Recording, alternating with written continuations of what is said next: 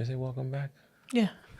I love how on the last episode of the year, you forget what you say. Welcome? No, I'm just wondering if I should say welcome back or welcome. I don't know. Okay. Doesn't matter. 3, 2, 1.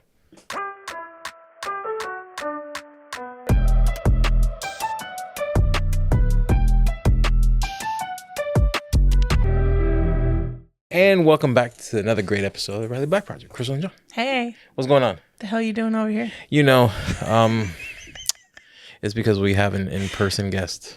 It is. So we haven't changed the studio yet. This isn't the new look because we won't be sitting on the same side. No, it feels weird. We need a table in between us because, like, we're definitely not that couple who sits on the same side of the table. You know what? I can't wait. We need to for 3.0. What is that? It's not going to be sloped. It'll be leveled. Because I'm holding myself here. I don't know how you do it on this side because my chair wants sideways. to roll back. So I sit kind of catty corner, and there's usually like cords and stuff that stop me. Stop you? I don't know. As brakes? You use cords as brakes? I think so. I don't know. Okay. I do it without thinking now because it happened so much before. Mm-hmm. Now, when I forget is when I go to adjust myself and try to sit further back on the chair. I go and then it rolls and then I damn near knock all of this over and almost injure myself. Is this going to drive you crazy, the gray mic, when you have a red one? Little bit, but it's not worth the effort to adjust it. So it's fine. And nobody else will care but me and people like me. Right. So, you know. So this episode is brought to you by Katie with Monarch Pine. So she is giving all of our listeners 10% off with code Riley Black. So if you're looking for findings or metal blanks, check her out. If you're a patron, you get a higher discount. So go into the patron exclusive group, TRBP Patron Hangout, and go get your higher discount. monarchpine.etsy.com. This is going to be weird because I don't have a tight shot.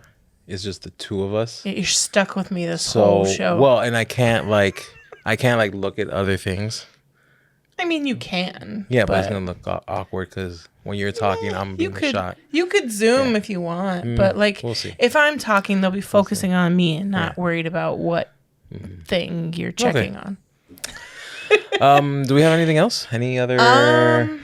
No. So this will be kind of like a unique one because we have an in-person guest, but it's also our end of year episode. Yep. So, that's right. Yeah, I don't know. Obviously, we'll introduce them so that it's not. Well, so announcements. We're not talking like they're not here. But end of year.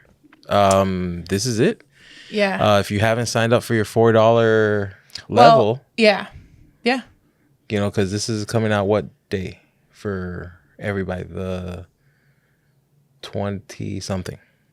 We might have, depending on when you listen, you might have a few days. If it's already January 1st, that's it. No more $4 level. I think my brain is a little fried at this point because we didn't get a lot of sleep last night. Yes, right. But even if you are a patron, it might be a good time to explore whether you want to upgrade. Because, like, if you're currently a $4 right. And you want patron, shout out. And you want shout outs, you should upgrade to the $6 level because you'll be grandfathered in to that shout out at $6. Right. But after the new year, the shout out level changes to the $12 level. So everything's moving up. So even if you are a patron, now would be a good time to possibly upgrade.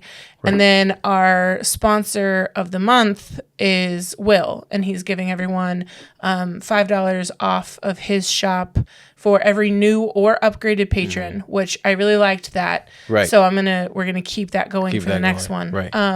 And you also get entered to win $100 gift card to his So at this point, too. You only have a few days. Unless you're a patron member, then you have a few more days. Yep. Get on it. And then early access goes to 10 days. Yes. Beginning in January. Yeah, we're going to create even more FOMO for you guys. Yes. So if you want to stay like up to date and everything like that, you're going to want to sign up for Patreon. Or upgrade. Well, you're still going to get the 10 days early. Oh, yeah. The early access. I'm talking about for the early access. Yes, but they get the lower stuff anyway. Yes. So without further ado, today's in-studio guest is none other than my own brother, Jason, with Built to Evolve. What's going on? Where do I look to say hi? Just us. So that's your camera, and this is like the 3 shot of everyone. Cool. So yeah. So just look in that general direction if you want to talk to them. Yeah. It'll be. And then but hi. It's mostly just talking to us. Hey, bro. Hey. It's feels pretty natural being here, but at the same time a little awkward. So. Yeah. Right. Because Yeah. It's still the same for me. Yeah. And I've been doing it for several years. Yeah. So how are your travels?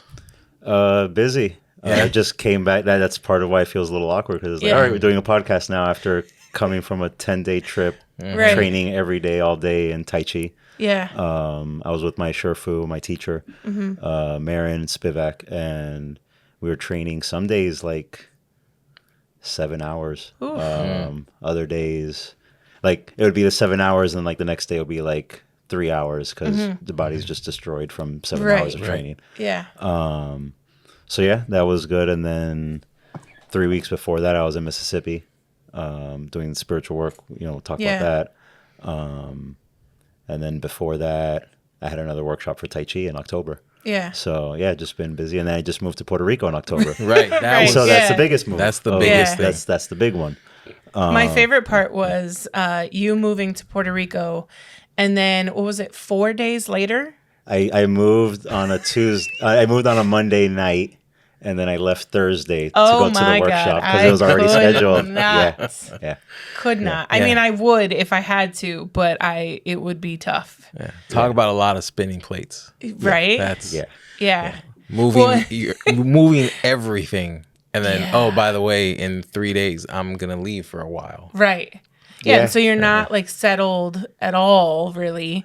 Right. And then you come back, and then now, I guess it's been 2 months. So it's like, I am kind of settled, and at the same time not. Like there's still some boxes that are unpacked. Like the 3 days. Oh yeah, no, you not basically at all. just showed up, you slept for a few days, and then you just left. Yeah.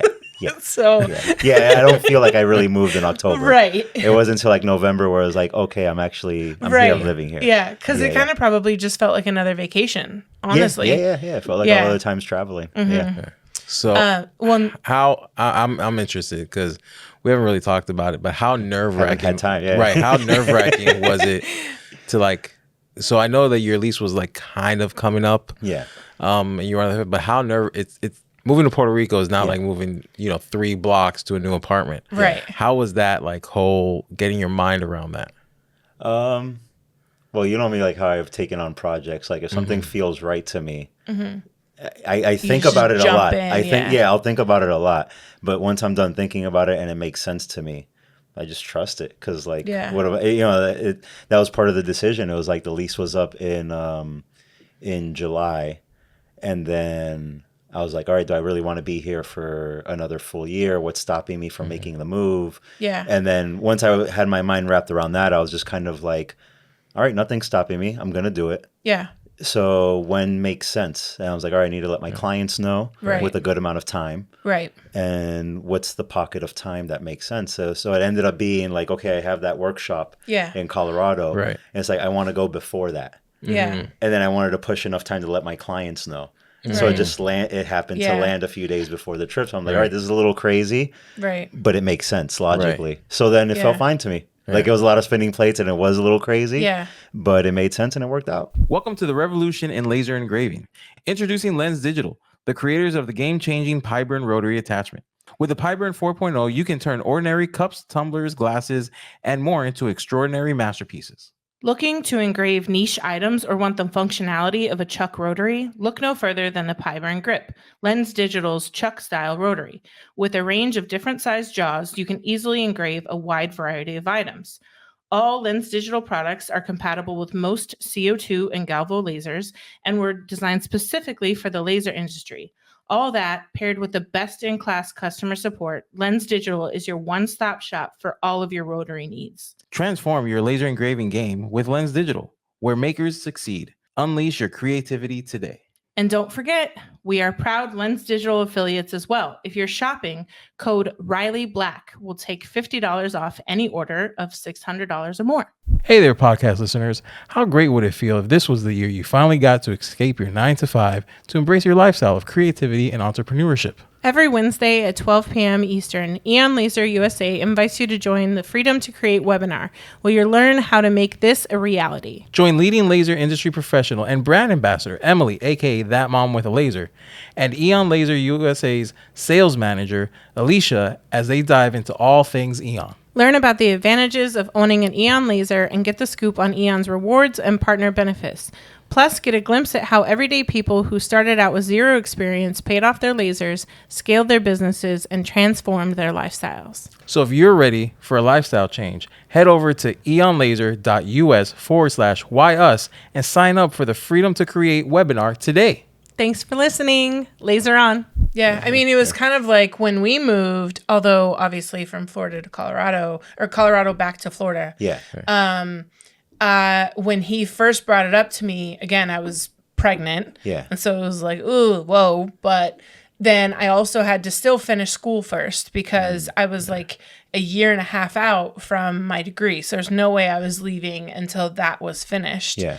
And then that was even harder almost, because once we had kind of made our mind up, then I had to make it through that year and a half when I knew I was on my way out. Yeah. So like frustrations at work were harder to deal with, frustrations with just little things, and like it was mostly difficult at work because I wanted to leave. The second I had made that decision, I wanted to leave. Yeah. And then school was more stressful because I knew that I had to pass every single class along that way to not then delay the timeline even more.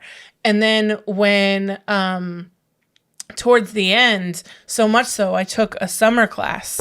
And if I didn't pass that summer class, like there wasn't really there was no other option. Right. Really. Yeah. It's like you're not graduating. Yeah, that was pretty much the opposite. So it was like I just have to. But it was nerve-wracking.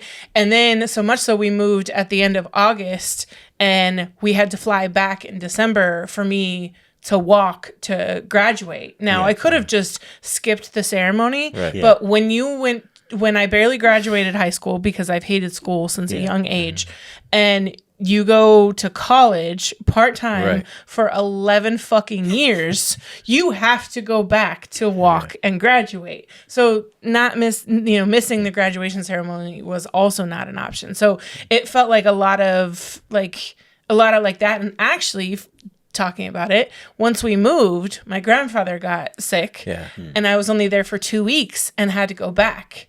And I had to go back with JR, who was a small baby, 6 months or so at the time, maybe almost a year. Yeah, almost. No, almost. He was already a year. He was already a year? Yeah, he had just turned a year. Yeah, because he celebrated a year in Colorado. Yeah, before we left. Yeah. So he was just over a year. Yeah.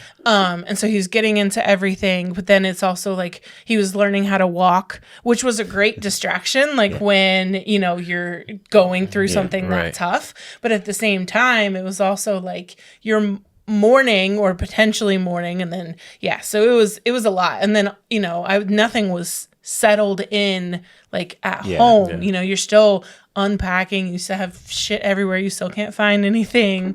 So it's a big transition, but once you've made your mind up, it's easier to make it, and then you just kind of figure it out. When I considered moving for you early on in our relationship, I had come to the decision that even if it didn't work out, it was still going to be beneficial. Yeah. One, I eliminated the what if on if we would work out or not. Yeah. Two, I probably will or would have learned a lot about myself having made a huge move like that, having to be on my own, doing all that stuff. And just those big jumps, I feel, are when you make the biggest impact and growth. Yeah. So definitely. Yeah. Yeah, and that's what I fell back on. I looked at all the different times where I made big jumps. So this was definitely, I would say is the biggest. Right. But I made other big jumps and it always worked out. I always figured it out. And I knew that there were, no matter what you plan, when you make the leap, there's going to be unexpected things. Yep. So I'm like, all right, eventually you have to think, all right, I've thought enough. Right. Either I'm in or I'm out. I just need to do it or not. Yeah. Right. Yeah. Well, and I mean, I hear it all the time in the laser world. You learn more from your failures than your successes. And so reminding yourself of that when jumping into a big, scary situation is like, okay, yes, could it fail? Hopefully not. Right. If it does, I bet you I'm going to learn a whole bunch in the process of either what to do differently, like. Yeah, they say you learn more from your failures than you do your successes. Right, exactly. So. But then if it doesn't fail, then that means you had a success. Right. Yeah. Yeah. You're successful. And success isn't always what we planned going into that situation either. Yeah. I'm notorious for this is what I think success looks like on the other side. And then you get there, and then when it doesn't look like that, you're like, oh, that's a failure. And it's like, not necessarily. Are we really looking at like where you were and where you are now? Is there growth? Have you improved? Are things better? Then it's still a success. It just doesn't look like how you had planned it out or mapped it out in your head, Right. So also, people don't know your background. You're a personal trainer. Yep. But when you're moving to Puerto Rico, you're kind of straying away from that, but now you're going back a little bit. Yeah. Tell our listeners a little bit more about your background, how you got into training and all that. Yeah, that could be, I guess, the easiest way to sum that up so that it makes sense and not taking like 5 hours explaining. It's like I have my spiritual discipline, which inspired me to go into personal training and bodybuilding. So I was applying those principles to training and to my bodybuilding that I did. And it worked out very effectively. And then like it went full circle in the sense where now I'm moving to Puerto Rico to start a spiritual community and teaching everything that I've learned. So it may seem like a big leap, and then explaining that could be a long story, but the way I just described it, it's really just an extension of what I was already doing. And it was kind of like what I had to talk myself out of. Like you were saying, like how like as soon as you knew you wanted to get out, like for me it was kind of like there was elements of that, like any little things that annoy you, you're like, oh, I'm gonna be done with this. I don't have to wake up super early for clients or whatever. But overall, it was kind of like, it's like, man, I like have clients I've been training for years that I'm friends with. It's like I already have community here. Yeah. You know what I mean? So that's true, because even at the job that I hated, I had worked there for 12 years. Yeah. I had friends there. I knew what I was doing. I had a regular paycheck. I was going from a regular paycheck to I think I'm going to try and do my own thing when we get out there. Like I didn't have a plan, but I had the promise I had made myself was that I wouldn't get another job that I didn't enjoy being at every day, because that's where you spend most of your time, and that's where you're spending time away from your home and your family, where you're hopefully most comfortable and happy. So like time away from that, I better be enjoying some of it, even if it pays less. Yeah. And that was from a good paying job. And yes, it sounds a little privileged in a sense, but like we learned how to live on less so that we could be happier in what we were doing. You know what I mean? Bodybuilding. Yeah. So like, I didn't mind if I was going to be working at a $12 job. Maybe it was I was like, oh, okay, I'll work at a tattoo shop. If I wanted to be somewhere where I could be creative and where I could have fun and where I enjoyed the environment, and I was okay if it made a little bit less because I had to change my spending because that was more important. Yeah. I forget where I was going to go with that too. Hey, laser makers. Tired of the mess and hassle of gluing your layered laser projects?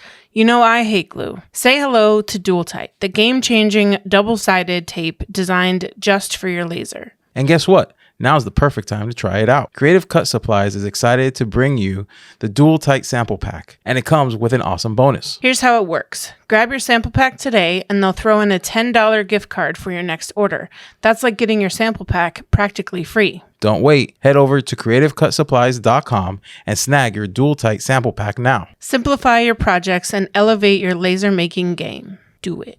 Attention all laser owners and crafters. Are you tired of spending hours cutting, painting, and assembling laser products? Look no further than Crazy Laser Dad Laser Ready Blanks. Their high-quality blanks are expertly sourced, tested, and ready to use with your lasers. Say goodbye to the hassle and frustration of time-consuming projects and hello to more time creating and selling. Plus, with their wide selection of items, you'll surely find the perfect blank for all your customers. So, what are you waiting for? Visit crazylaserdad.com today and take your laser crafting to the next level with their laser-ready blanks. Oh, the success in your personal training business as well also sets you up for this huge jump, right? Yeah, so you being able to set aside a bunch of money in having the success in your personal training gave you the opportunity to be able to, follow this. And then now it's something you're thinking about falling back on as well. While you build this new community out there, it can then supplement that as well. Yeah, it was totally like, because I haven't like fully settled in terms of like, we're just now starting to build the community, like have events and stuff like that. So it wasn't even a thing of like, it's like, oh, let me return back because like to get the support. Cause I haven't even like, everything's still good right now. Right. But it kind of just came to me where it's like, this is part, like, because they're so intertwined. It's like, this is only going to help build the community because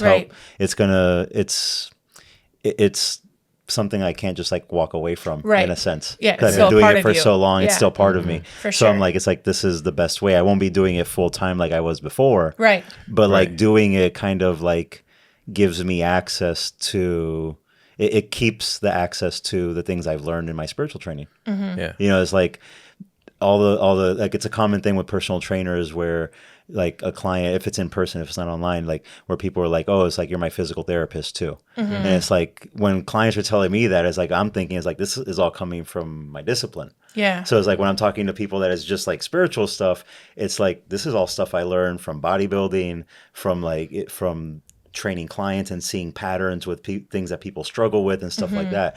So the way I see it is like, yeah, it's going to help like sustain the growth of the community, but at the same time, it's just like it's the name of the company that I have is built to evolve. So it's like it's the evolution. If you can't evolve with a business like that, so it's like I told you from the beginning when I like created the name, I was like, this was built to evolve. Right. Like so now that you're seeing me like go in this direction, it's like I told you, like we're going to Puerto Rico, we're shifting up the way we're doing things, and even the training, I feel like it's going to be different because like I walked away from bodybuilding.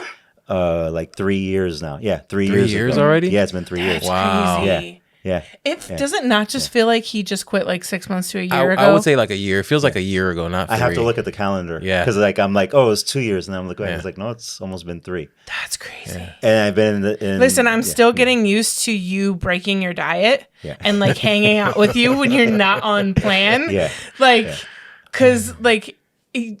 So how long were you a bodybuilder and being super strict on your diet? I was competing at a national level for 10 years.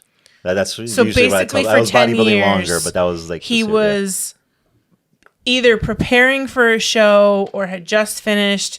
Even when he had just finished, he would have like, what was like your break where you'd kind of like lax a little bit on your plan and then get right back into it? Like it was like a day or a week? Or... Yeah, so if it was 20 weeks before a show, for those 20 weeks, most of the preps, there wasn't any lax day. Right. Nothing at all. So if it was outside of those 20 weeks, so the other, 32 weeks of the year, the other 32 weeks of the year, 1 day a week, I would have one meal. Right. And it's not like, and it's not like 1 hour, like, not even a cheat meal, but like it's nothing like he like added sour cream when he normally wouldn't. No. Like I would have like a burger and fries. Like his cheat meal. Yeah, that's a Friday. But like a small fry. Right. But you see the rationale there is twisted though, because like with my coach, the rule set, which you know this too, I think, is like you can have whatever you want, 1 meal a week, no alcohol. Yeah. And it can't last more than 45 minutes. And then don't overdo it. Yeah. So like the constraints. We don't know that.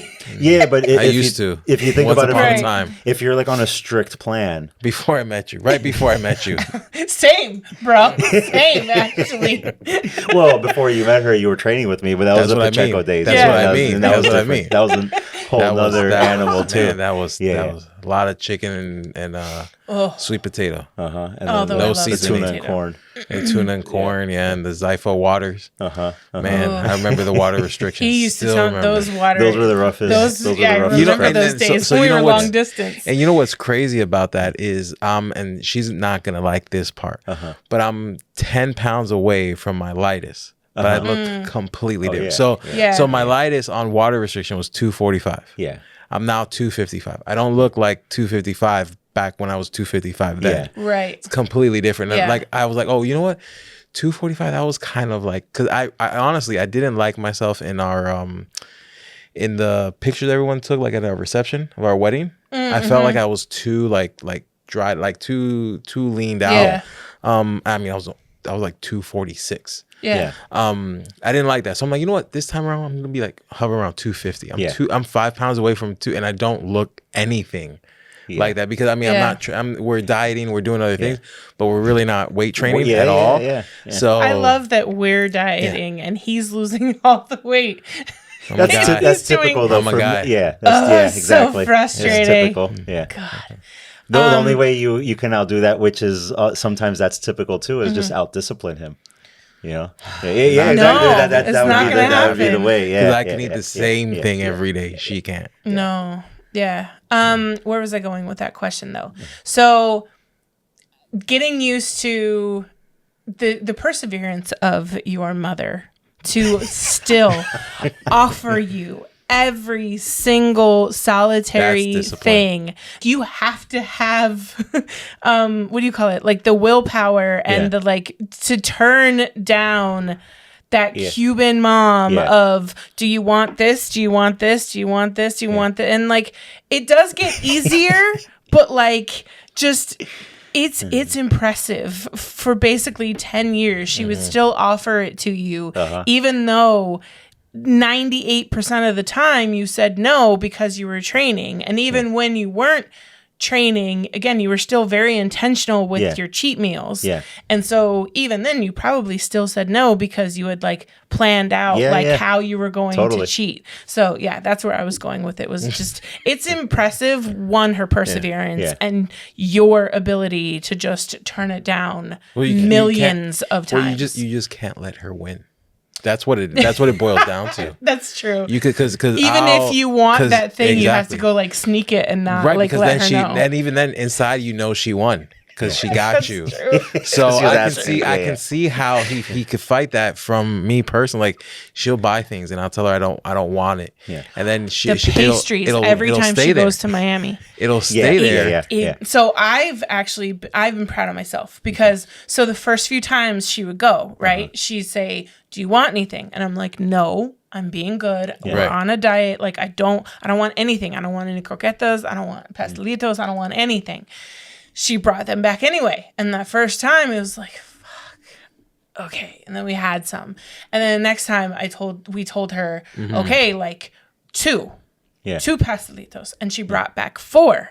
Yeah. And 2 guayaba queso and 2 meat. Yeah. So she stuck to the 2, just 2 different kinds. Exactly. No. Like, I listened. You told me 2. One of each. Because then what if you want I just figured. Yeah. And then we flipped it on her, and she eventually got it when we stopped eating it. But it took a while for us to get to that point. She stopped eating. I still ate mine. Yeah. Well, but then so how you get her is by wasting it, because either she has to eat it, but she's can only eat so much because of diabetes, and then diabetes, the sugars. So it was like, okay, well, I'm not gonna eat it. That means you either need to eat it or it goes in the trash. So if you know that, maybe you'll buy a little bit less, or you'll listen to me when I say no, I don't want it. For the most part, I took it as like, this is part of like the spiritual growth. It's like this is you know that's how I know. And that for the most part, I love it. But the few times, because I'm human, temptation. The few times I would get frustrated, I would have like a serious conversation. I'd just be like, just from a purely business mindset. Yeah. I'm a personal trainer. I make a living off of this. Right. And people hire me, right or wrongly, because they get inspired by what I'm doing in the gym. Right. You're ruining that. Yes. If you win in this, you're destroying my career. Yes, I've gotten and then, frustrated just like before go that too. seriously, just you feel guilty and just be like, oh, okay. Yeah. When you put it like And then that. tomorrow would be again the same thing, but by then I'd be better and I'm back on my spiritual path. And I'm having patience. There was one time I was like legit mad. I'm like, dude, just you asked, I said no, please listen, kind of thing. Because it's, like deep down, we know that's how, I know that's how she shows her love. That's she shows you her love with food and giving you things and you receiving them. So I know that deep down that's what it is. Yeah. But when you're on this journey and it's already hard enough to ignore my own food noise, I don't need Nino's food noise shoulder too on the like, other hey, side. here's Like, this pastelito. you can do it. Because there's been times when I'm like, Nino, like, no. And then, I'll get like a little like short, like, no, remember I asked you no. I'm trying to be, I'm sorry. And then I feel bad because now I hurt, not hurt her feelings, but like. These are like the mental games I play with myself though now. You can flip that and be like, well, Nino's just like an extension of you. It's that inner voice. So if you can be patient with her, you can be patient with yourself. This is true. With that voice. This is true. So then those would be that would be the game I play. Like if I ever like got a little short with her, I'd be like, well, that means I'm not being short with myself. Right. So then if I'm short with her, I'm like, yes, I won that. That means I can have more discipline with myself. It's true. It's true. She does practice your discipline and patience sometimes. She's making you better. She did. I told John I was getting like a little frustrated last night just because of, timing of things on females, and she had asked in the car because we all went to the festival Christmas of lights that's out here, which that's going to be the first topic probably I think of the next podcast, by the way, of like this parenting and relationship podcast that we're going to do podcast, was just the absolute shit show that was. And it wasn't that bad, but it also was not great. Right. Anyway, so that didn't help. But she got in the car and she asked you like 3 times if she should move her chair. And every time you told her no. And then she moved it anyway. And I'm like, why ask? If you're going to do it anyway, why ask? Just do it and say, I moved the chair for you. And then you'll be like, oh, okay, I didn't need you to, but thank you. She teaches you patience. But then she's also an amazing asset to like the house and everything else as well. So yeah. She's a big help. So how is Puerto Rico settling? And not only like Puerto Rico, but now you're living for the first time with your significant other. Yeah.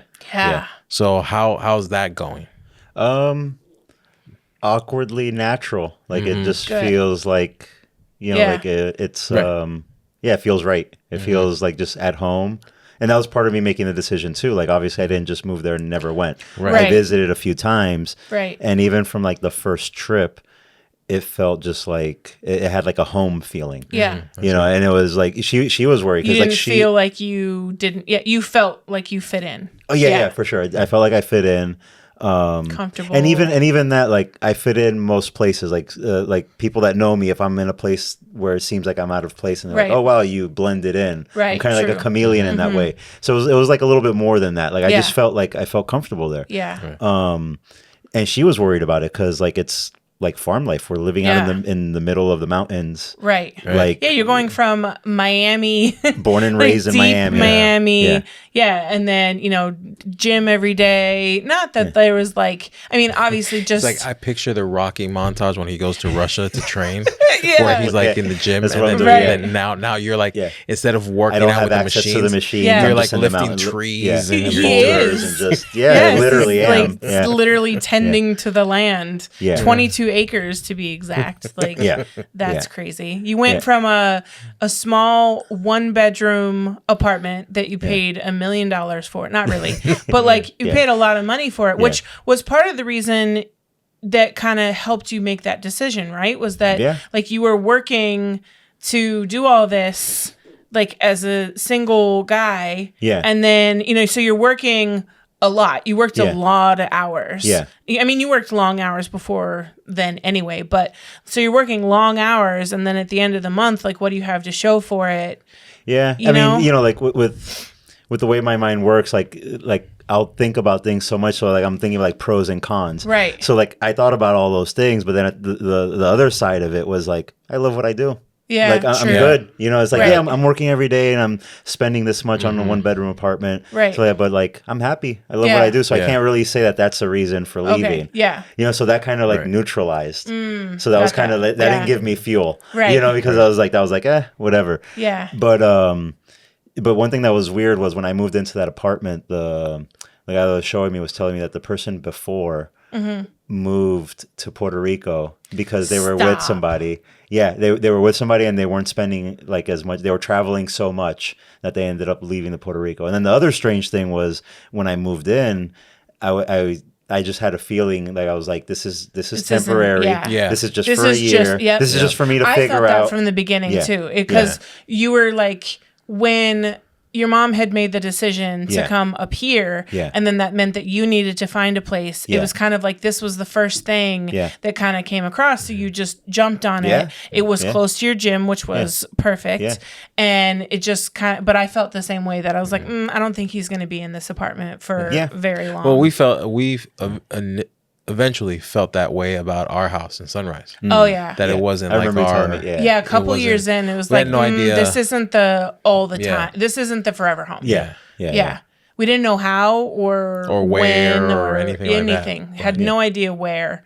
But it didn't feel like long term. So I get that. And the longer we were there, the more we knew that. It made itself apparent, which is kind of how I felt. I felt like everything was just making itself apparent. Yeah. Like I was, you know, I had the quad tear injury last year.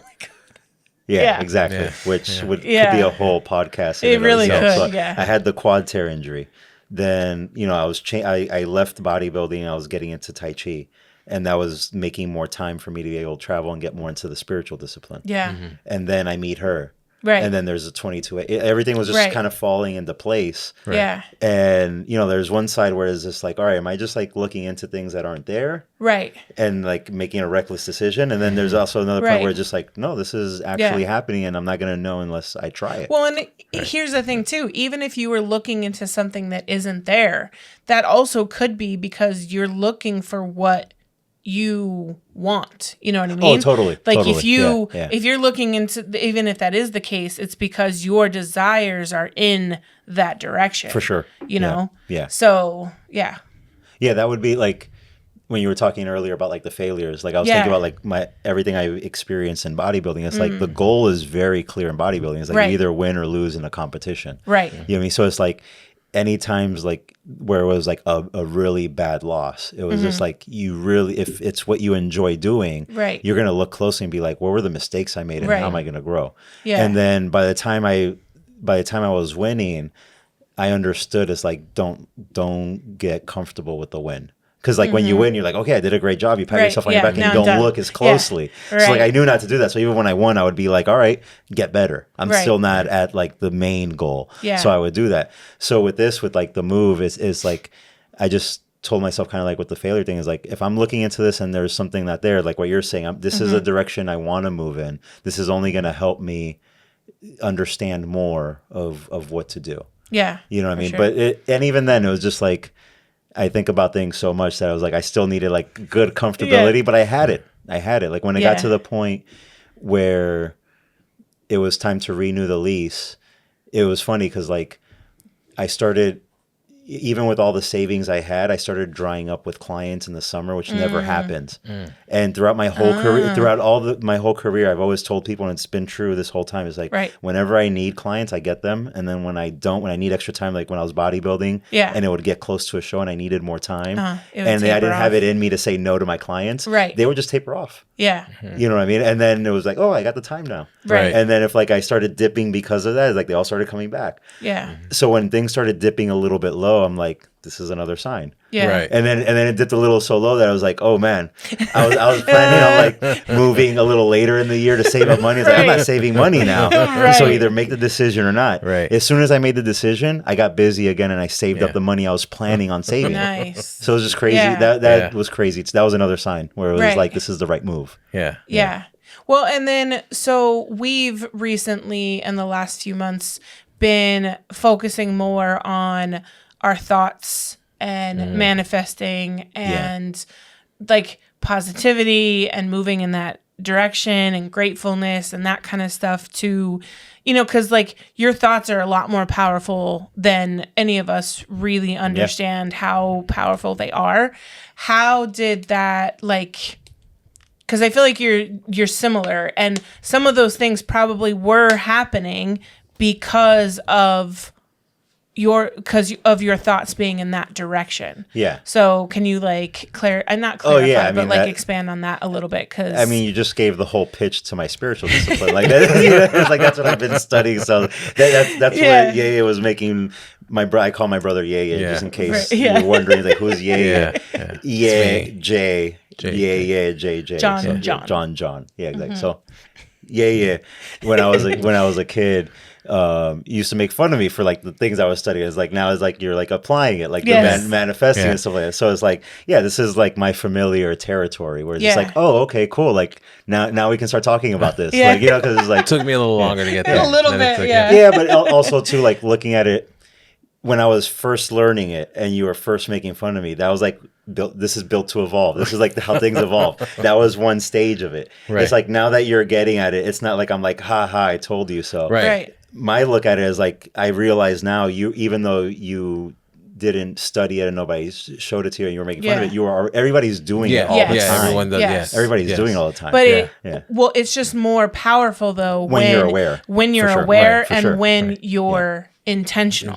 Right. Yeah. So what was your question? Like, how do I see it? Just like, I guess, what's some advice for someone who's doing that? Because like you just said, things were kind of like drying up, but then as soon as you made that decision, okay, you're going to move and now, you need more funds to basically afford that move, then all of a sudden the clients started coming. And it wasn't that you necessarily went out there and got more clients. They kind of came to you. And even now, since you've been, here hanging out with us, you've had several people reach out to you about something that you're not even like advertising or really promoting as a service. So just like, I guess, I don't know, just... Well, I got a two-part answer to that. One is like the whole know thyself. It's like, just because like I'm saying that doesn't mean that's the approach for like whoever's listening. Right. Like sometimes that's part of like what you need to listen to. Sometimes it's like, no, you need to get up and like work and promote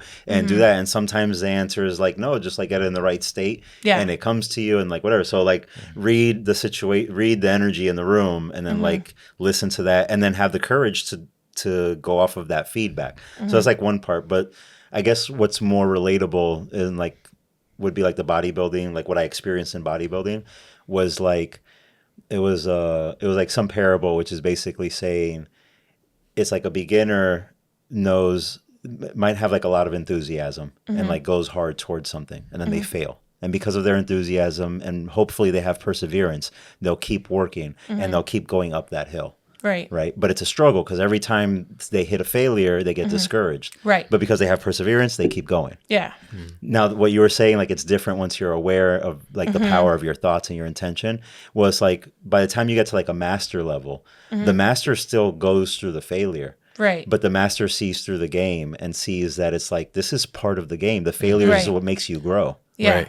Once you see that, now like you're not attached to the outcome. You're not attached to whether you win or lose or you succeed or you fail. Right. It's all just part of the growth. Right. So now when you fail, you don't feel so like discouraged. Yeah. You're like, oh, this is there's something you get excited about it. Yeah. You're like, oh, this is gonna have a nugget in it. Right. Right.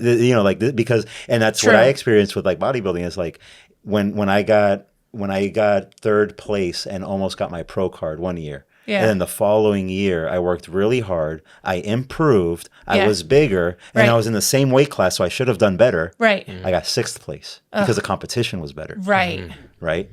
that just motivated me more because I was already at that level where I was detached. Right. I'm like, I just got excited. I'm like, I'm only going to come back even better. Yeah. Whereas most people would take them like a few days to get there, or a month, or they would have just stopped, thrown a fucking or whatever. Fit. That's what I would have done. It was like my this initial. Is bullshit. Yeah, exactly. This. Yeah, mine was just like, oh, this is the nature of the game. Yeah. Like I'm in a good spot because I knew I improved. I knew I did my work. Right. Yeah. There wasn't like a thing where it's like, oh, I slacked. Then it might have been a little harder. True. Like especially if you had not given it your all, that would have really kicked you even more because then you would have just chalked up that 6th place to that failure, not the fact that they only did you maybe had you failed, then the competition was better. It would have just made that failure feel even like greater. Yeah, you know what I mean? Yeah. I think for me, what it was when, so I don't know why I ever had this like notion, but like I just always assumed that there was people that didn't have things happen to them all the time. You know what I mean? So like when things kept happening, like I would always wait for that break where things would not happen, you know, where annoyances or frustrations or something would happen with the house or your car or the kids or just life in general. And as soon as I realized that just doesn't really exist, things don't ever stop happening to you. Right. That you may not see as positive. Yeah. And once I realized that those things aren't just they're not gonna stop happening. Yeah. You just get better at dealing with them when they do. Yeah. It doesn't mean that you're going to have your days. It doesn't mean that when you're going through them that they're not going to be really fucking hard and they're not going to really suck. Yeah. It just means that like you get through so many after a while that you're like, oh, remember that time that I didn't know how the heck I was going to make it through that? I did that. Yeah. So I know it's possible. Yeah. I'll figure it out. Yeah. It's like my toe we were talking about like that going on and having to have the procedure on my toe, and like the nurse was like, I don't know how you did that, and I was like, I had to. That's why I did it. I had to. Was I sitting there trying not to pass out and trying not to like embarrass myself in the doctor's office? Absolutely. But I didn't really have another choice. The other choice was continually having this issue or fixing it and going through the pain and the uncomfortableness and just like getting better. So I think that was one huge point for me was I just always, I would see people, again, looking from the outside in, like I would see people who seemingly would have lives where something didn't happen all the time. Yeah. And it's not necessarily that was the case. They just might have been better at hiding it, dealing with it, and rolling with the punches. That's the distinction for me. Right. The hiding versus actually dealing with it. Because it's like, from the outside, but they just they weren't telling everybody what was happening. Yeah. So you assume that nothing's happening. And that's not the case. Yeah. It's just that they don't feel like they have to tell everybody, and it's not things are attacking them. It's just, this is what's happening and you have to deal with it, you know? Yeah, I think you have like, you know, like you said, you have that perception from the outside where it's like, oh, nothing happens to this person. Yeah. And I think in some cases, that's what it looks like, and meanwhile, like they might be on the verge of crumbling. They might be going through, and that's how I was saying. Like, how many times have we seen that? Yeah, exactly. And then, but then you have the other ones that it's like, no, there's stuff happening, and they're dealing with it, and they're not going to crumble. They know how to stay centered. Right. You know, so I think that's what it ends up being. It's like you were saying, it becomes easier, and it's not, things don't stop happening. Right. But you start learning how to deal with them from like a centered place. Things don't take you out of center. Right. You know what I mean? So and if they do, you not easily, but you can make it back to center. Exactly. And you don't feel lost. Right. Exactly. Yeah. One big one for us was the situation with our last house. Like there was a lot of stress and tears and I don't know how the fuck we were going to do it. You know, we got that notice with our homeowner's insurance and we were like, we can't afford this house anymore. Are we going to be homeless? Where are we going to go? We got things that were notice, so expensive. We got that notice like twice. Wow. And each time we figured it out. The first year we figured it out, but then this one was even more dramatic. The first year was a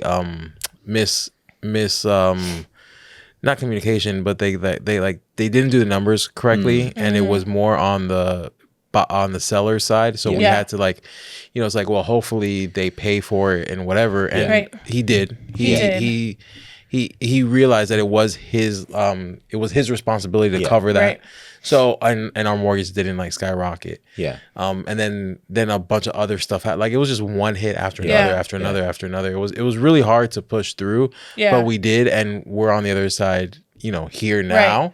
Well, and initially, that situation with the homeowners insurance and stuff, our insurance went from $3,000 to $7,500, and it was going to raise our mortgage $600 to $800 that we already felt like we could barely afford. Yeah. And we're like, and again, going back to we knew that wasn't our forever home. Right. So increasing it that much more, it was like, we don't even want to live here, but we're living here because it's a roof. You have been beating up that sign. It's been in my way. That's how stressful the situation was. Just thinking about yeah. So yeah. PTSD. But no, that talking to how when you moved, everything fell in place. Yeah, it did. Everything fell in place for us to come here because it really did. That made it to where it's how are we gonna do this? How are we gonna pay this and all this? Then you go back into that fight mode. Well, we're gonna figure it out. Right. We're gonna figure it out, and once we made that decision, what are we gonna do? Yeah. Just sell and start renting. Yeah. Right. So we made that we're just gonna figure it out. I have a laser business. I can't rent easily. Right. It's not you just need certain requirements to be able. I go to a renter and I'm like, hey, I have this laser that exhausts dangerous fumes. I need to cut a hole in your wall or go out your window. And he'd be like, nah. No. Yeah. So it was I'll just either find another job, work overtime, or she'll go back to we'll figure it out. Yeah. And in that, everything kind of opened up for us to come out here and in selling the house, it gave us a nest egg. Crazy that we came and looked at this house, and our house wasn't even on the market yet. Yeah. So just the fact that we're in here and living here, that was craziness. Yeah. But then it makes, not that it makes it all make sense, because who knows how far this goes into. I would love to think that you didn't have to make me cry and stress out and want to pull out my hair just to give me this. Maybe you did, but it's nice to know that, say wherever the bad juju came from, right? It's nice to know that okay, in that situation, we didn't know how the heck we were going to do it, but we figured out a way to not only make it through, but improve our situation and make it to where he could then also, not only can we afford our mortgage, but then he also quit his job. Yeah. Now, has it been pretty? Absolutely not. Has there, there's been some pretty moments, but it's been a little messy at times, but even when there's been the lower months and he's considered finding another job, he's already had that taste of working for himself and the flexibility you have with not having to clear anything with anybody else besides your wife or your husband or your bank account. That's part of what made it easy for me to move to Puerto Rico. Exactly. It's I've been a personal trainer since I was 18. So I've been doing my own business since 18. Right. So it was okay, I know, it might not be pretty, moving over and starting from scratch, but it's I know I can do it. Yeah. Right. Yeah.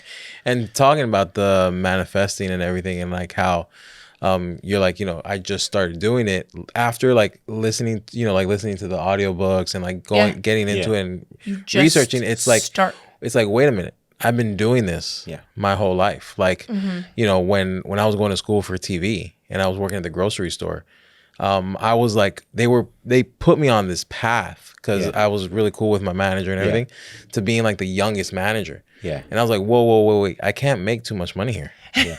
Because Yes. if I get used to so much pay, Yes. I'm gonna second guess when I have to take a pay cut to get my first TV job. That's very smart for you. I didn't want to make age. make too much money. Yeah. Because I already knew I was gonna take a pay cut. Yes. Because I'm going from like, you know, kind of like you're talking about making me the youngest manager. Right. To I'm the new guy. Yeah. Right. Yeah. So I was like, I don't want to make too much money here. Yeah. I'll train the new manager for you. Yeah. But I don't want. I don't want it. And I told him like, because I'm not here. Yeah. Right. This isn't where I don't want to here. see a future there. Yeah. I don't live here. Yeah. So, so that, and then I always talked about like having a motorcycle and always like, you know, and it seems trivial and it seems like, you know, whatever, but I ended up, you hit your toe. Oof. That's not good. So I ended up, you know, like I left and I got my first TV job, and then that led to being able to afford. At one point, I had 2 motorcycles. Yeah. You got your Mustang. I was living right, and then I got my dream Mustang. Before that, the Solstice, man, my first panic attack. That's all I think about when I go Solstice. Yeah, having my first. I thought I was legit having a heart attack, and I was like, I was in a movie theater. I was in a movie theater, and my chest felt like tight, and I'm like, am I having a heart attack? Like, am I this and that? And then it passed and everything. I'm like, that was really scary. And then someone told me about anxiety and I legit had a panic. It felt like someone was sitting on my chest. I remember when I called my first one, you were there for my first one, but then you had to go to work. It was so. Where? It was the first big hurricane.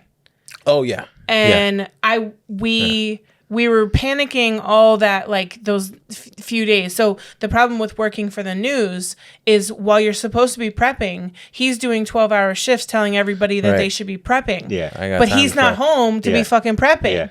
Yeah. And so I'm panicking, and that's not even when the panic attack started. It was so weird too. So like we were freaking out, like we needed to go get plywood because we didn't have shutters yet. Yeah. And so we were trying to figure out when to go get plywood. He literally had to go get plywood. He was having to coordinate with you to come over and help him. And like the plywood, a lot of places was literally out. It fell into place. Like we went to the Lowe's or Home Depot or whatever. We went to Home Depot. There was nothing. Everyone went to Home Depot, and Lowe's had like 2 pallets full. So didn't you go to Home Depot first? And then they had nothing. So we're freaking out. Then we go to Lowe's and we see like stacks on stacks. And we're like, oh, okay. We bring it home. The plan was you were coming over early, like the next day to come help put it up.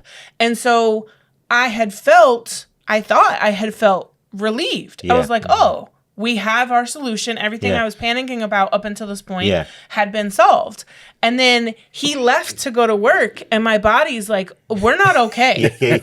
No. Like he can't leave. And like, well, he left, and it was after he left, and I called him because I couldn't fucking breathe. Wow. I was like, I didn't know what was happening. Like, again, because I had like, I didn't know that was your first one. That was my first panic attack. Like, I've had anxiety my whole life and didn't really know like what it was. I just thought I was like a worrier. I didn't know like why sometimes like how I literally felt. I could feel in my stomach like tingling and upsetness. And I didn't know what that was. I just thought that everyone felt that way, or that I was more sensitive or whatever. And it's even worse when you don't know what it is. Right, exactly. And so I'm sitting there, he comes, I think he either had to come back for something or he came back because I was freaking out, and he got me to like calm down like a little bit, but then he still had to go because again, he had to go to work. And then it came back again. But like, I remember my first one, and you literally feel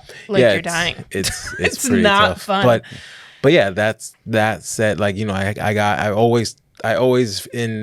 remember the friend who introduced me to like Mustangs in like the 5th grade. And ever since then, I'm like, you know, I remember as a kid growing up, always like, you always like Mustangs. Yeah, that was my, and it was because of my friend Lewis. He brought like a 5.0 magazine, and it was the Fox body, the old box ones from the 90s, and like that was like the car, and I was like, man, those are like really. And then through the years, it's always been like I've always wanted a Mustang. I've always flip flopped, like Mustang or a truck. Like those were the 2 things, and then I got my my Mustang, and it was, you know, it was my pride and joy. Like I worked on that thing. I did everything myself in it, and it was great. But it's like I spoke that into without even knowing what I was doing. Yeah. Just like it's almost like I knew like this is what I'm gonna do. This is what I'm gonna have. This is I don't know when. I don't know how or anything, but like move in that direction. I'm going like this is the thing I'm gonna do without knowing that there was like a name or a like an intention, a method to doing that. It's just like I say it happen. I say that's what I'm gonna do, and I do it. Right. I mean, at work, it's not like you just say it you don't do anything. Yeah. But I would say it, and and even my friends that would later tell me like you always said that you were gonna have like you were gonna get a motorcycle and you got 2 of them. You always that's right. You said like because to them. People always, especially like in Miami and South Florida, people always talk about what they're going to do and what they're going to do, and they don't end up doing anything. Right. Yeah. And it's like I always spoke about what I was going to do, and then I actually did it. Yeah. And I'm like, well, I mean, I don't know how much of it is me talking a big game. Right. I did work towards it. I'm sure everyone worked towards what they want to do. Yeah. Sometimes it pans out. Sometimes it doesn't. Maybe they're not. Even just their full energy's not in it, and that's why it doesn't pan out. Yeah.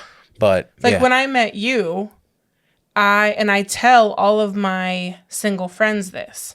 And for me, before I met him, like I don't know how long before, 6 months, 3 months, whatever. I was dating absolutely terrible men who I should not have entertained for a day, let alone any period beyond that, because I became a manager at King Soopers at 18. They were literally waiting for my 18th birthday. And then I left there and I went and I worked for where my mom had worked and, was able to move up in there as well. As far as like just raises and stuff and, just find growth in the new position. Yeah. And then like I bought my own vehicle and then I bought my condo. And so I had a career, I had my own vehicle, and I had my condo. And at times I was also going to school part-time for a degree. And I'm dating these men who don't have shit. Like they don't have anything to show for it, had terrible jobs or getting fired or quitting all the time, like didn't have like a roof over their head that they actually provided for. Yeah. And, like, I'm like, why am I choosing these people who don't even have anywhere near equivalent to what I have?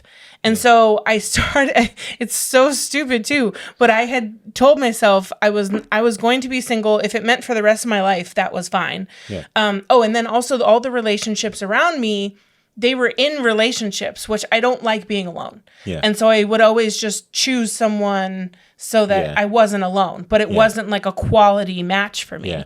But then I started to realize, because I thought that like, having a boyfriend or fiance or husband meant like, I don't know, some kind of stature or whatever. I thought it meant something more than it really did. But then I saw all these people who are in long-term relationships, marriages and stuff who are miserable. And I'm like, I don't want that. I'm like, never mind. I don't want any of that. So I had made the choice that I was just, if it meant I was going to be single for the rest of my life, I was not going to change that single status unless it was someone who it had at least equivalent to me. Yeah. A stable job, a stable home, a car that they could drive with a license. Because this was the other thing too. We had broken up and I started dating someone, and literally the dating app, he jokes about it all the time too. It says like one on their profile, one of the things was like, do you have a vehicle? Yeah. And it was yes. And he did, but he did not have a license. And again, this was one of my criteria. This is what he says every time. He said he was honest. Vehicle, I look outside, that's mine. I had to show you paperwork. That's 2 green flags. He had the vehicle and he was honest. They were just the red flag that he had. He wasn't honest until it was time to meet somewhere and he had to ask for a ride. And I'm like, what happened to that profile, that question? No, it's outside. Right there. I'll you know what? When you pick me up, I'll show you the title. It's in my name. No. And it runs. I'll start it for you. And I have a license. I have a license. It's just it doesn't work. I got to do something. But I had made the decision that like that I wasn't going to do that anymore for anyone. And then I met him and I was like, I go to jail. It's a gold mine.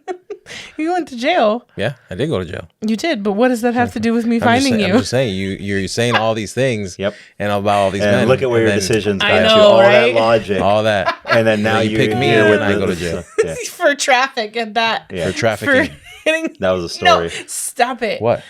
Not trafficking. Traffic. It's Trafficking. Oh my God, It's now how we've I already gone off It's the how I rails. like to spend it. Okay. So we're at an hour. Yes, I was going to ask okay, you. wow. I know you're in Okay. transition. You're in transition, not that kind of transition. Business wise, you're Yes. transitioning. Do you have any anywhere where someone wants to reach out to you or anything where they can find you? So I moved to Trujillo Alto, Puerto Rico. The project is called Somos Espejos, which in Spanish means we're mirrors. So the whole concept is that we're all mirrors to each other. And that's part of realizing that truth is part of healing things and solving problems. So you can check out Somos Espejos. You can find me on Instagram or Facebook looking at Jason Aguila, my first and last name, 16. Built to Evolve, my training company. And any one of those tags, which I don't know if you put that in the description. Yeah. Yep. Okay, Yep. So We'll put any that one in of the those description. ways, you'll find what I'm up to and my journey and stuff. And I post regularly. So We have tons more to talk about. So yes, we have a lot more tea to spill, but for you soon to be patrons, because that's what you are. You're a soon to be patron. That's it for you guys, because general mission ends here. Well, life update. Well, yes, that's right. We do have the life update. We do need to do the life update. We do because there's been a lot of lifing going on. There has. Yeah. Also, prayers for our boy Dre. If you, because now that you said lifing, that's what he's saying. That's what he says too. Prayers for him and his family. He stopped treatment. It's a very aggressive cancer. The chemo treatment didn't work. It may have even made it worse, right? Possibly. And they were talking about doing another round, another different kind of chemo, and he's like, we're not gonna be experimenting on me. So it's quality of life now. So prayers that he has all the quality that he can get. Which someone actually just gifted him and his family a Disney cruise. That's awesome. Vacation. They leave on Christmas Day. That's awesome. So I hope they continue to be blessed with whatever time he has left. Hopefully tons of time. He's starting some new Eastern medicine procedures that he's talked about. He's had some people who were donating towards the cost of those new. We saw him when we were out there in Colorado. He looks strong. I was so mad I could not even give him a hug because I was sick. Yeah, he looks strong. You wouldn't be you would have no idea. You couldn't tell. His spirits are high. He looks strong. He looked good, but he is in a battle. So prayers for him. And the life update coming up next. And we're back. We didn't leave. We didn't go anywhere. As a matter of fact, our guest is still here. Yeah. Which, he's part of the life update. So. Yeah, he is part of the life update. A lot of things. Well, so your brother came to visit us. Yeah, he's right there. And we put him to work. Yep. He was on the show today. We already had planned, so the laser, I was supposed to pick it up Thursday when we got back last week, which it just all worked out how it should have. Right. Because I don't know how the fuck he would have got that in the house without him. I would have called the neighbor. I would have called Ron. Still, help me out. I have more trust in him than I do in Ron. Like Ron's great. You know what? This is the second laser you helped me. Yeah, with. No, I helped the first one. That's what I was saying. It was here's the other timing. thing too. This one was a lot harder than the 9. Yeah.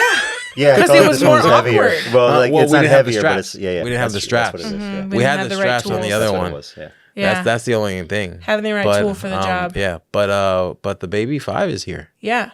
Well, so that was supposed to come on Thursday, and then what about Friday? I'm like, no, Friday's not going to work. We had too much going on Friday. Yeah. And then I was like, oh, Monday will be good. Jason will be here. You get to have help, and he can help me out. He's always down to help us out with no matter what crazy idea we got. Especially when he has no other option because he he's could staying tell here. us no. He could, but then he would have to help me lift it up. Right. Mr. Muscles. And then Monster Jason. And then I was like, oh, crap, we don't have a guest next week. And then I was like, oh, well, Jason's going to be here. Jason's here. And he's an entrepreneur. Right. And so it all just kind of worked out. But, so that's basically like life update is that the 5 is here. Mira 5 is here. She does not have a name yet. Nope. So, but a gender, apparently. Yeah, definitely a she. Aisha. Huh? Your mom Aisha. wanted to call her Aisha, but that's... I don't know why. No. It came like and out. it was very fluid for her. You should listen to it. It was channeled. We'll see. We'll see if it... That's... Yeah. We'll see how it feels once we go in. So our first one was Mariah Carey because... Mariah. Yeah, because it's a Mira. It's a Mira. Oh, okay. Mira. That was like a key and peel type thing. No. It's a play on the name. Aaron. I used that GIF literally yesterday or something because they were making. She was making ornaments. The girl who posted them. She donates ornaments to the school every year, like with her scraps. And she was like, the names are getting crazier and crazier. And so I commented with Aaron. Yeah. But we know Balake. We do, Blake. Yeah. I always have to think about it like really hard. But so the first one was Mariah Carey, and that was because it took me years to name her because nothing felt like it fit. And then when it finally did, it was like, oh, like she's a star, but she's a diva. Mm-hmm.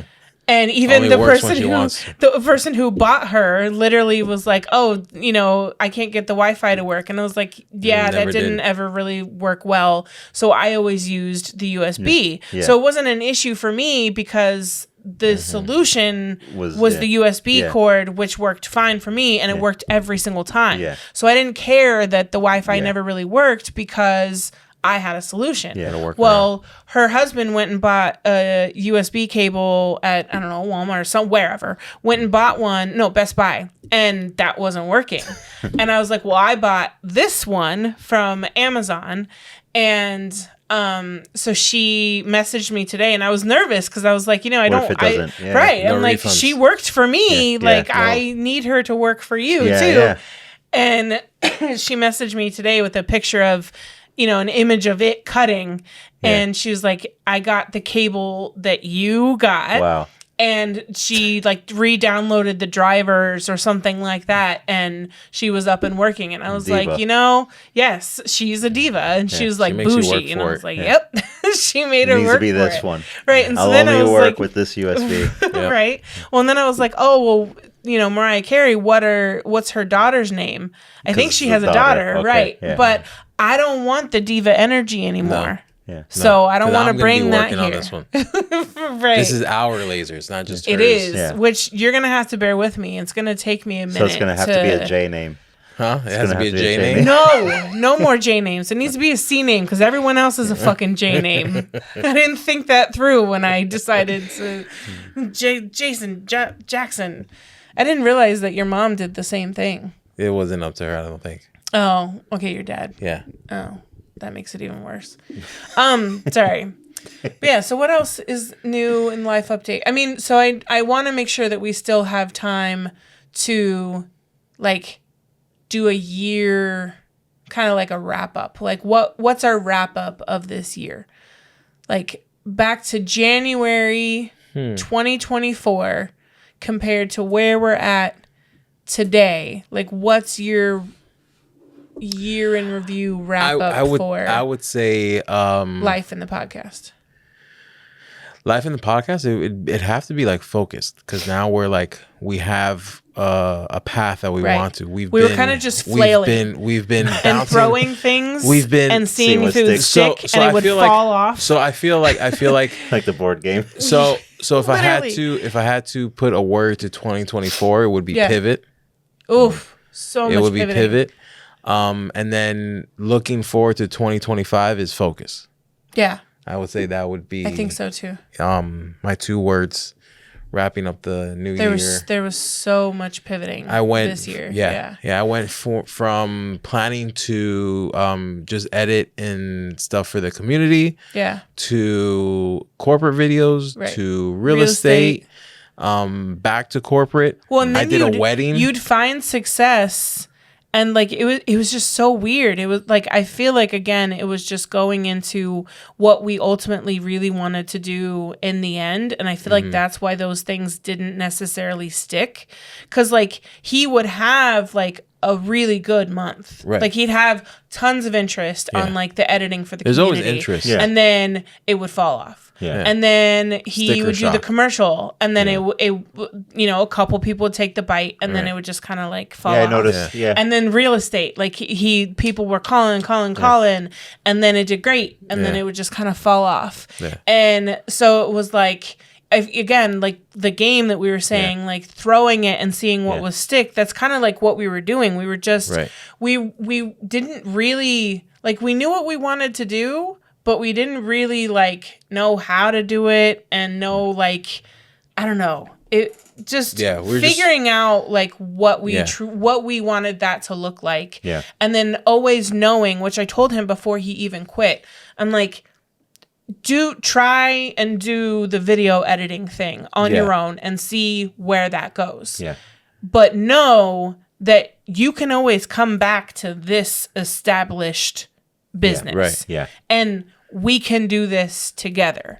And I feel like he kind of had to do that first to figure out the how. So that because I mean, you don't want to really like, for me it would feel like, oh, okay, you leave your job and now you work for your wife, and you have to not really working like, for but he's not, because he's joining and he's bringing his expertise and his skill set and whatever to it. But I could see how it would feel that way if you went straight into that. Well, because and then also too, at the time we only had Mariah Carey, and that was your laser. You know, then we added the fiber. Well, and I did everything on my own. I didn't know how to fit in another person.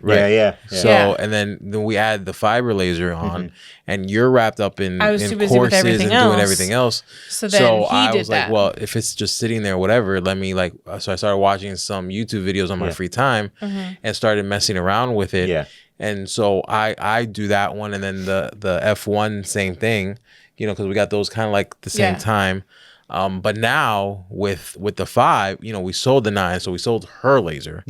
Now we have the 5, which is there are significant differences from that to the one that she has. So it's not just. I feel like a newbie again. So it's not just a smaller machine. It's legitimately a new laser. So we'll learn that. Newer, like new. The controller is different. Like there's a lot that's different. And also too, like you had what you always say, what shipment? What is it for? Shipment 4. So this is the 4th shipment of lasers. She was one of them that Eon had. Wow. So it's like not only that, they've also, they're like, I don't even know now, 90 not even something or, so it doesn't even matter that this is a new series that was released. But even the newer 9s that were coming out were somewhat different than the one you're used to, because you have one of the first ones. You have like the first gen. And it's like having an iPhone, like if you still have an iPhone 4. You know, it does the same stuff, but it's just a little bit different. So, you know, we just got the like what are they on? Like the 16 now or 17? So we just got that version. So we kind of relearn everything. Well, I have to learn it. She has to kind of like relearn and whatever. But so we'll be working on this one together. So it is kind of like, again, you know, timing of everything. It's like turning into a more mutual thing instead of my thing. And mutually like focused on what we're going to do. So again, podcast first. And then hopefully that, the 5 is for our content and to, you know, stay relevant in the podcast. Do you have, so back to, I guess, the podcast year in review. Do you have a favorite guest or moment? Oh, that's hard. I have a lot of favorite like moments. There are a lot of moments. What's his name? I'm terrible with names. Who are they though? Who is it? I think it was episode 165. He's the one that you email out.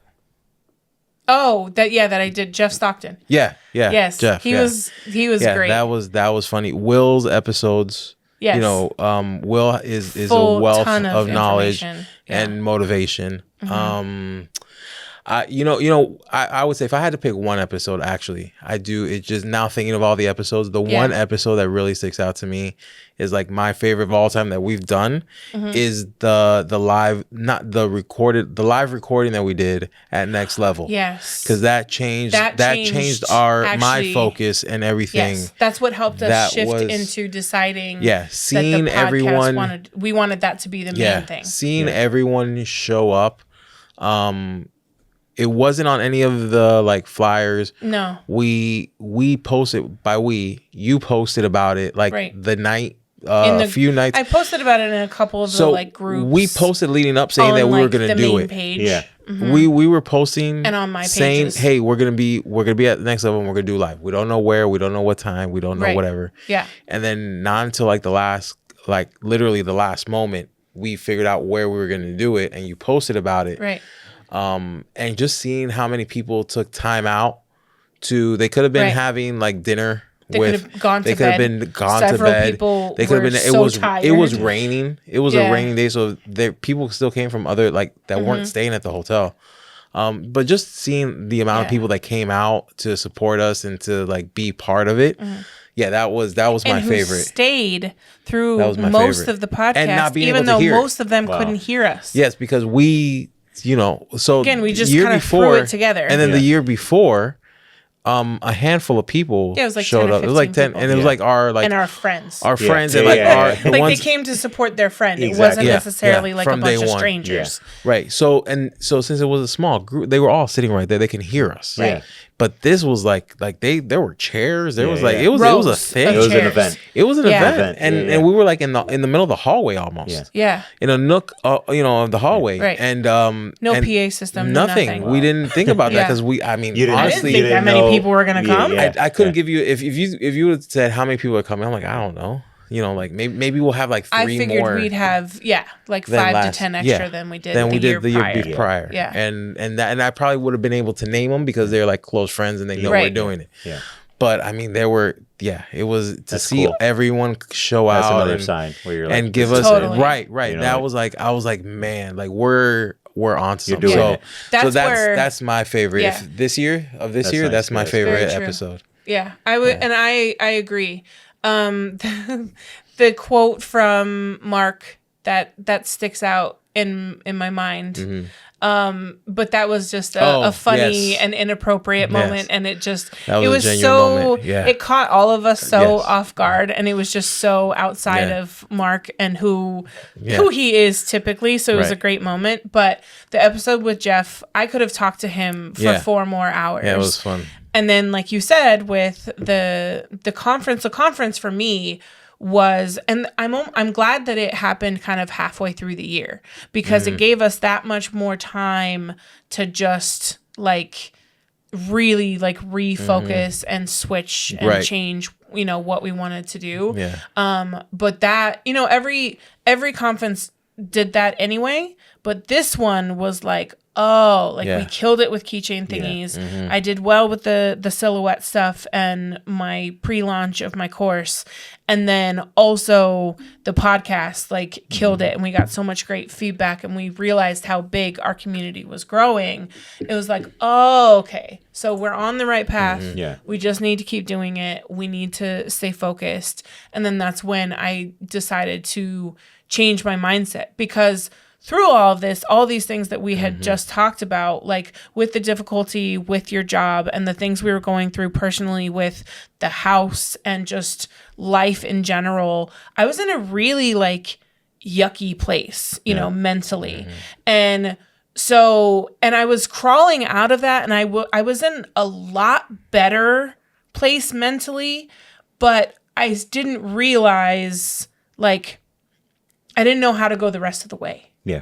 I had crawled myself mostly out of the hole, but I was still kind of holding on to the edge. You're not out of the woods. No, I wasn't down in there like I was before, but I definitely hadn't stepped out of it yet either. Yeah. Mm-hmm. And now I feel like I've finally kind of stepped out of it, and I was to the point where like I had to separate myself from certain things and people because I felt like they were like pulling on my foot. Mm-hmm. Come down here. It's comfortable down here. And I'm like, no, hey, I don't want that. Where are you going? Yeah, like, my toe hurts. Yeah, exactly. You got an ingrown. My toe does hurt. But, you know, so it was just having that like mindset and being like, oh, okay, like realizing like that my thoughts are powerful, that like, yes, there are days that fucking suck. And there are days where you're allowed to be like, you know what? Fuck all of this. I'm like, I'm not doing it today. Fine. Okay, but get up tomorrow and try again. Yeah. And so just refocusing my thoughts and my just in being intentional and manifesting and doing all that has been the goal since basically June, July. And so I'm excited for, you know, what New Year's kind of bring. It's like, sure, you could do any of the stuff now that you want to do, but having a closing of a chapter and then being able to just be like, okay, let's really do this. Yeah. Like with clarity and exactly. intention. Yeah. It just kind of helps you, you know, find your path. Yeah. So if you're going to the next level, this time we will have yes, we made that a requirement. Yeah. Yes, we will be on the bill. Yes. Don't know where they're gonna put us. I don't know. But we're gonna be there. We're gonna have, you know, you're gonna be able to hear us and you're gonna be able to partake in it. And hope everyone has, I mean, at this point, what is it, 23rd when it comes out? So I don't know when you're listening to it, but hope you have or had a great holiday and a great new year. Be safe. I hope you were safe if you're listening to this afterwards. But it's been another great episode of the Red Black Project. Crystal and John. Bye. And Jason. Bye. Maybe we're all done.